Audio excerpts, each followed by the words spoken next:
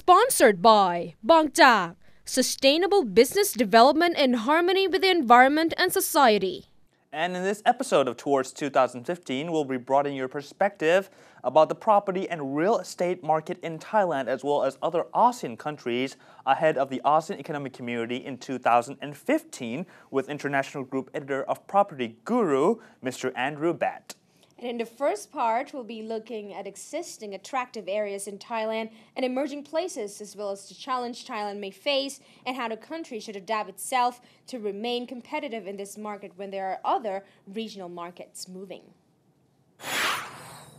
Here with us today, Mr. Andrew Batt, International Group Editor of Property Guru Group. Thank you so much for joining our program today.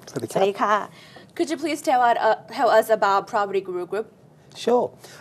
Property Guru Group started around about 7 years ago. It was founded by two guys, one from the UK and one from Finland, and it was founded in Singapore, basically as a result of a need of these two people. They wanted a website that would enable them to buy, rent and sell property.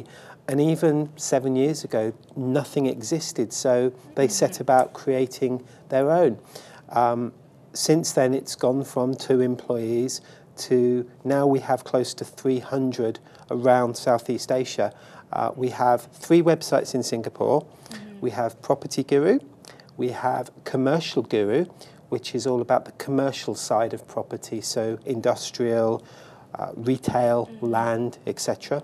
We also have Loan Guru, which enables users to get mortgage deals and access information. In Indonesia, we have rumah.com. Rumah is the Bahasa Indonesia word for house, and that's the market-leading website in Indonesia. In Malaysia, we also have propertyguru.com.my. And here in Thailand, we have ddproperty.com.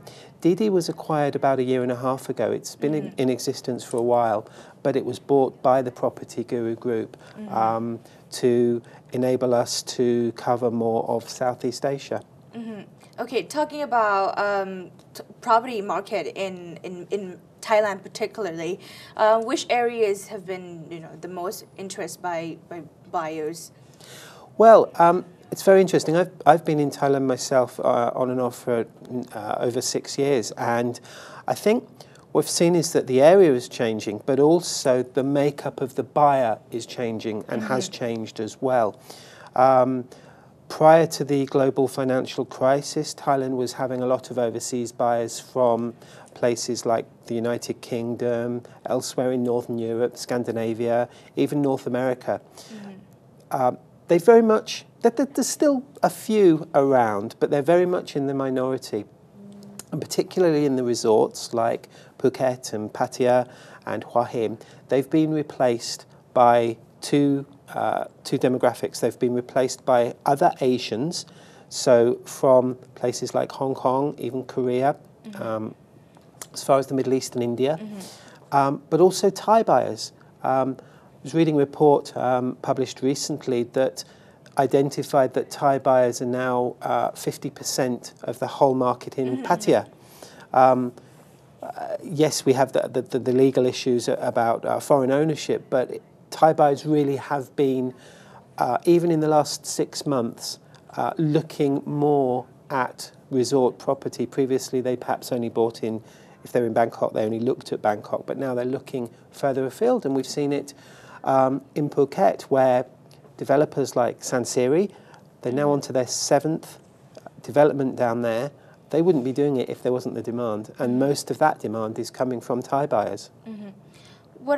So Pattaya and Bangkok are still, I would say, popular places. What about any emerging place in Thailand? In Thailand, it's always going to be the tried and the tested areas. So yes, Bangkok, obviously, for own use, for investment potential, for capital appreciation. Pattaya, yes, as a resort, that's been popular for years and will continue to. And I think there's still a lot of potential for, particularly for overseas markets that haven't yet been untapped, for people buying into Pattaya. Hua Hin and Cha'am, always popular. Further down, obviously, Samui, Krabi, Phuket. The challenge, I think, for Thailand, and particularly the resorts, is going to increase from other Southeast Asian destinations. You've got the situation on the legal side where Thailand kind of probably sits in the middle in terms of the ease that you can buy as a foreigner. There are countries which are more difficult, and there are countries which are easier to buy as a foreigner. And what we're seeing is places that are harder to buy, and I'm going to use the example of Vietnam, they are possibly going to be relaxing their foreign ownership rules. Just a few months ago, I was talking to the CEO of one of their large developers there, and he was telling me that he's got a team of lawyers that are working on a package that will allow foreigners to buy resort and city units. When that happens, his company's got 10,000 units ready to sell overseas. So that's a challenge for Thailand, because you'll be able to buy beachfront at a fraction of what it will cost to buy beachfront in Thailand. So if you're sitting in the UK and you think, I'd like to retire in Southeast Asia, you start looking at the properties and the prices, Thailand all of a sudden becomes very, very expensive. And if you are a buyer or an investor who's driven by money, you're going to look at, well, actually, let's say you've got a nice 3-bedroom villa with a pool on the beach or within a very short walking distance to the beach. Something like that in Phuket would run into the tens of millions of baht. It's probably going to be 20% of the price in Vietnam. So as long as someone is not specifically looking at Thailand, they're just looking at a place to invest or a place to retire. Yes, there are other things that come into it, like cost of living, the availability of perhaps food that you like, the Western style of living, which will come in places like Vietnam. But I'm using Vietnam as an example. Indonesia is also looking at relaxing its foreign ownership rules. Malaysia, on the other hand, is going the other way. Malaysia is actually potentially going to make it more expensive to own as a foreigner. They're going to possibly set the threshold where you would qualify for a visa higher than it is right now. Singapore, as a foreigner, you have to pay more than a local buyer. So it's swings and roundabouts, but it's changing all the time. And Thailand's sitting somewhere in the middle. And if Thailand suddenly becomes more difficult to own as a foreigner, then that could change the pattern throughout Southeast Asia, and more people might go elsewhere. And what should Thailand do in order to adapt themselves to cope with these changes in the region? That's a very, very good question. They need to, the government, I know, is in constant discussions with people like the Joint Foreign Chambers of Commerce, who represent a lot of the organisations that have a vested interest, like developers and law firms and things like that. So I know that's been going on for years. Thailand knows where it sits, and you do sometimes get the occasional renegade who comes out and says things which give the impression that Thailand doesn't want foreigners owning its property.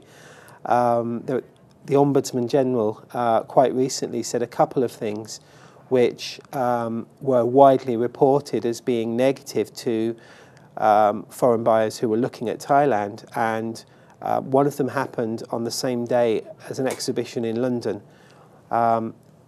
It was also on the same day that Malaysia announced a toughening of its own foreign property ownership regulations. So the companies that went from Southeast Asia to Thailand faced a barrage of questions. Say, hey, what's going on? You're here, you're trying to sell your property, yet your government is potentially saying we don't want foreign buyers.